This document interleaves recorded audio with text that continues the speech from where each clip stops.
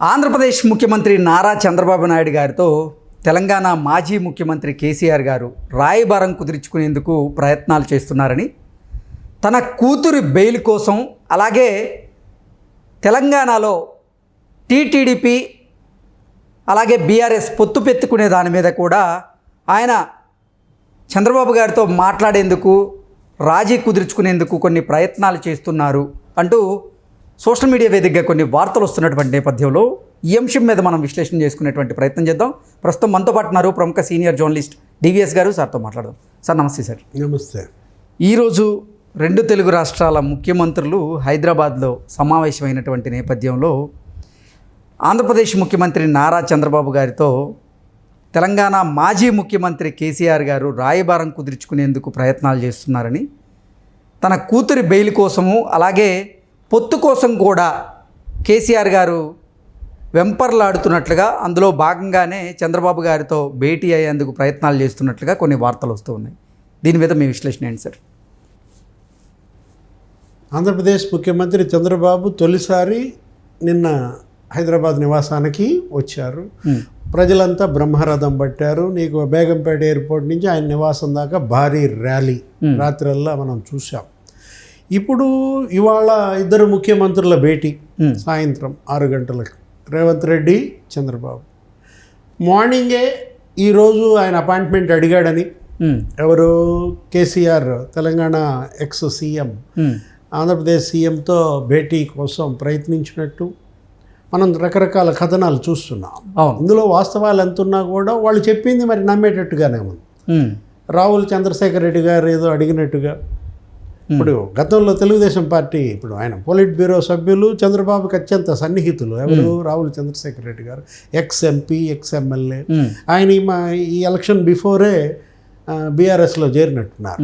ఏది, రావుల్ గారే మరి ఈ రాయబారాన్ని తీసుకొచ్చారంటే నమ్మాల్సిన అవసరం కనపడతాం. ఓకే. ఎందుకంటే రాయబారానికి కేసీఆర్ ఎన్నుకున్న వ్యక్తి తగిన వ్యక్తే కదా. రావుల్ చంద్రశేఖర్ రెడ్డి అంటే నిజమేనా అసలు? ఈ వార్తలు ఇప్పుడు ఏంటంటే మనం సోషల్ మీడియాలో వచ్చేది ఏది నమ్మేటట్టుగా కనపడతలేదు. ఏదైనా ఇవాళ చంద్రబాబుతో కేసీఆర్ అవసరం ఉంది. ఎందుకని ఆయన ఇబ్బందుల్లో పడ్డ నేపథ్యంలో ఆయన కుటుంబం, ఆయన పార్టీ ఇవాళ మరి డోల్ డ్రమ్స్లో పడ్డాయి. కూతురు జైల్లో ఉన్నది మీరు అన్నట్టుగా. ఇది కవిత ఇవాళ జైలుకి వెళ్ళి దగ్గర 3 నెలలు దాటిపోయిన 4 నెలలు దాటింది. మరి అసలు ఇంకొక విషయం, ఈయన అసలు ఎటువంటి ప్రయత్నం చేయటం లేదు కూతుర్ని బయటకు తీసుకురావడం కోసం. సరే లోపాయికారిగా ఏమైనా చేస్తున్నా కానీ బయట ప్రజల దృష్టికి వచ్చేటట్టుగా కనీసం వెళ్ళి పలకరించిన దాఖలాలు కూడా లేవు. కూతురు మరి ఇన్ని రోజులు జైల్లో ఉంటే ఆ బిడ్డను అలా వదిలేశారంటే అది తండ్రి మనసు కాదనమాట. తల్లి వెళ్ళొచ్చినట్టుంది, అన్న కూడా వెళ్ళొచ్చిన కానీ లోపాయికారిగా ఏదైనా రాజీకి బీజేపీతో ఆయన సిద్ధమై, మిత్రుడు, పాత సన్నిహితుడు, ఏది ఈయనే కదా అప్పుడు వైస్రాయ్లో కూడా కీలక పాత్ర వహించింది చంద్రబాబు సీఎం అవటంలో. అలాంటి నేపథ్యంలో మరి చంద్రబాబు సహాయం కోరాడని బీజేపీతో బీఆర్ఎస్ రాజీకి మరి చంద్రబాబు ఎంత మేరకు దోహదపడతారనే విషయంలో ఆయనేమో నెగేట్ చేసినట్టు. అంటే నేను వచ్చిన పర్పస్ వేరు, ఈరోజు ఈ సమావేశం వేరు, మేము పెట్టుకున్నది వేరు, కాబట్టి ఇప్పుడు ఆయనతో భేటీ అంతా ఒప్పేది కాదని గ్రహించి సాయంత్రం భేటీకే ఆయన తయారవుతున్నారు. అసలు తెలంగాణలో బీఆర్ఎస్ పార్టీ మనుగడే ప్రశ్నార్థకంగా మారిందని కేసీఆర్ గారు భావించారని, బీఆర్ఎస్ పార్టీని క్షేత్రస్థాయిలో మళ్ళీ నిలబెట్టాలి అంటే తెలుగుదేశం పార్టీతో పొత్తు పెట్టుకోవడమే శరణ్యం అనేటువంటి భావానికి కేసీఆర్ గారు వచ్చారని, పొత్తు పెట్టుకునే దాని మీద కూడా ఆయన చంద్రబాబు గారితో చర్చించబోతున్నట్లుగా, అందుకే ఆయన చంద్రబాబు గారి అపాయింట్మెంట్ కోరినట్లుగా కూడా కొన్ని వార్తలు వస్తున్నాయి సార్. అదే తెలుగుదేశంతో పొత్తు అంటే ఎన్డీఏలో చేరటం. ఓకే.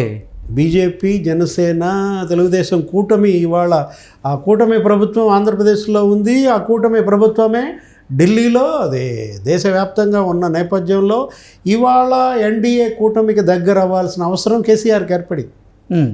కాబట్టే వారధిగా చంద్రబాబు దగ్గరికి తన యొక్క వినతిని తీసుకువెళ్ళటం. ఇప్పుడు ఈరోజు ఆయన కామెంట్స్ మనం చూసాం. కేసీఆర్ ఏంటి కేసీఆర్ ఓటమి వల్ల దేశం నష్టపోయిందన్నాడు. బీఆర్ఎస్ ఓటమి దేశానికే నష్టం అని తెలంగాణ వాళ్ళు భావిస్తున్నారు లేదు మనకైతే తెలియదు, కానీ మహారాష్ట్ర వాళ్ళు భావిస్తున్నారు. కొంతమంది రైతులు ఈ మధ్య నన్ను కలిసినప్పుడు వాళ్ళు వాపోయారు, మీ ఓటమి మీకు కాదు నష్టం, మీ పార్టీకి కాదు నష్టం, మొత్తం దేశానికే నష్టం అని దేశకీ నేత దగ్గర వాళ్ళన్న మాటలు ఇవాళ మళ్ళా ఇంకోసారి నవ్వుల పాలవుతున్న పరిస్థితి. ఆయన భ్రమల్లో నుంచి ఇంకా కిందకి రాలేదని, తను ఇంకా పాత దీంట్లోనే ఉన్నాడు అన్న దీంట్లో వాస్తవాలు తెలుసుకోవాలా, నిజం గ్రహించాలా. ఇప్పుడు నింగిలో నుంచి నేల మీదకి రావాలా ఎప్పటికైనా, కానీ పార్టీ ఇవాళ ఉంటుందా ఊడుతుందా. ఇప్పుడు కూడా ఇవాళ ఆల్రెడీ ఇంకొక ఎమ్మెల్యే చేరిపోయిన పరిస్థితి. ఏది రేవంత్ రెడ్డి సమక్షంలో కాంగ్రెస్ కండువా కప్పుకున్నాడు ఈరోజు ఒక ఎమ్మెల్యే. అసలు ఢిల్లీ నుంచి ఆయన రాకముందే 6 ఎమ్మెల్సీలు ఆయన ఇంటి దగ్గర పడిగాపులు పడుతున్నారు. నిన్న మనం మాట్లాడుకున్నట్లుగా అసలు బీఆర్ఎస్లో ఇక కల్వకుంట్ల కుటుంబం తప్ప మిగతా వారు ఎవరు మిగిలేటట్టు పరిస్థితి కూడా కనపట్లేదు. ఆ రకంగానే పొగ్గులేటి కూడా చక్రం తిప్పుతున్నట్లుగా కొన్ని వార్తలు అయితే మనం చూస్తూ ఉన్నాం. ఆ మాట మనం అంటే మీరు కల్వకుంట్ల కుటుంబం అంటే మళ్ళీ హరీష్ రావు కూడా వస్తాడండి, హరీష్ రావు ఆల్రెడీ మాట్లాడేసుకున్నాడు అని కూడా అంటున్న నేపథ్యంలో ఎవరు ఉంటారో ఎవరు పోతారో తెలియని నిర్వేదంలో అక్కడ జగన్మోహన్ రెడ్డి అదే, ఇక్కడ కేసీఆర్ అదే. కాకపోతే ఇంకా జగన్ మొండాడు కాబట్టి అన్నాడు ఏమని, ఉండేవాళ్ళు ఉంటారు పోయేవాళ్ళు పోతారు అన్న మాట అతని నుంచి వచ్చింది. ఇక్కడ అది రావట్లేదు. ఏది ఇక్కడ ఏదో కేటీఆర్ అంటున్నా కూడా వీళ్ళంతా నోరు తెరవకుండా ఉంటే అంత మంచిది. నోరు తెరిచిన కొద్దీ గబ్బు అవుతుంది. ఇప్పుడు రేవంత్ రెడ్డి చాలా సీరియస్గా తీసుకున్నారు. ఒకవైపు చంద్రబాబుతో మీటింగ్ నీకు సాయంత్రం 6ంటికి, ఒకవైపు ఢిల్లీలో కేంద్ర మంత్రులతో నువ్వు మీటింగ్స్, అమిత్ షాతో ప్రధాని మోడీతో గత 2 రోజులుగా. గత 2 రోజులు ఆంధ్రప్రదేశ్ సీఎం ఢిల్లీలోనే ఉన్నారు, గత 2 రోజులు తెలంగాణ సీఎం ఢిల్లీలోనే ఉన్నారు. కేంద్ర పెద్దలతో ఇద్దరు వేరువేరుగా భేటీలు మీరు చూశారు. ఇప్పుడు అసలు ఢిల్లీ నుంచి వచ్చేసరికి ఇక్కడ తెలంగాణలో దిగంగానే రేవంత్ ఇంటికి వెళ్ళంగానే రాత్రి 12ంటికి 6 కాసు కూర్చున్నారు కండవాళ్ళతో. పొంగులేటి ఇచ్చాడు కండవా, ఈయన కప్పేశాడు 6. ఇప్పుడు ఇవాళ మీటింగ్ కదా, ఏది తెలంగాణ సీఎం ఆంధ్రప్రదేశ్ సీఎం. మీరు దేని మీద ఆలోచనలు, మీరు దేని మీద చర్చలు, అసలు అక్కడ ఏం అడగాలి, ఏం తేవాలి, బోల్డ్ సమస్యలు ఉన్నాయి కదా. ఆల్రెడీ నువ్వు అడుగుతోంది ఏంటి, వాళ్ళ రేవు పట్టణాలు అడుగుతున్నాడు. ఓడరేవుల్లో కూడా మాకు వాటర్ రావాలా, మీ కోస్టల్ లైన్ అంతా మాకు ఇచ్చేసేయండి, టీటీడీలో కూడా మాకు వాటా కావాలా, తిరుపతి దేవస్థానం కొన్ని కొత్త కోరికలు కూడా పెట్టిన నేపథ్యంలో ఇంకో కండవా కప్పాడు ఒకడికి. అంటే ఏంటి, ఇటు రాష్ట్రం కోసం ఈ ప్రయోజనాలు, ఈ మంత్రాంగం ఇది దీని ఎపిసోడ్ ఇది నడుస్తోంది. మరోవైపు ఫిరాయింపులు, పార్టీలో చేర్చుకోవటం, బీఆర్ఎస్ని ఖాళీ చేయటం. సవ్యసాచి అంటే ఇదేనంటావా? కుడి చేత్తో ఈ పని, ఎడ చేత్తో ఆ పని, కప్పే వాళ్ళకి కండవాలు కప్పుతున్నాడు. చర్చలే. ఈ విధంగా రేవంత్ రెడ్డి పరిపాలన మనకి 4 నెలల్లోనే చుక్కలు చూపిస్తున్నాడు. ఇంకా ఎన్ని నెలలు ఉందంటావు? ఇంకా 4 ఏళ్ళు 8 నెలలు నడవాలా? నడుస్తుందంటావా బీఆర్ఎస్? ఓకే, అందుకే ఇప్పుడు చంద్రబాబు గారితో భేటీ అవ్వాలని ప్రయత్నం చేస్తున్నారా? అంటే ఎక్కడ పోగొట్టుకున్నామో అక్కడ ఎత్తుక్కోవాలి. అది సహజమే. కేసీఆర్ది మనం తప్పు పట్టాల్సిన అవసరం లేదు. కేసీఆర్ ఇప్పటి ఈ ఓటమికి కారణం చంద్రబాబే. ఎందుకని, ఆయన అరెస్ట్ అయితే వీళ్ళు చప్పట్లు కొట్టుకున్నారు. ఇక్కడేదో ధర్నాలు ఆందోళన చేస్తుంటే కేటీఆర్ పిచ్చిగా మాట్లాడి, ఇక్కడేం పని మీకు, పోయి అమరావతిలో చేసుకోండి, రాజమండ్రి జైలు దగ్గర చేసుకోండి. అదే మరి నీ దాకా వస్తే కవిత అరెస్ట్, సీన్ కట్ చేస్తే మీరు పోయి ఢిల్లీలో మీరు ధర్నాలు చేయడం అంటే బూమ్రాంగ్ అవ్వటం అనేది నీకు, అది మిస్ఫైర్ అవ్వటం అనేది ఇవాళ ఏంటి, ఎక్కడ పోగొట్టుకున్నావో అక్కడ ఎత్తుక్కుంటున్నావు.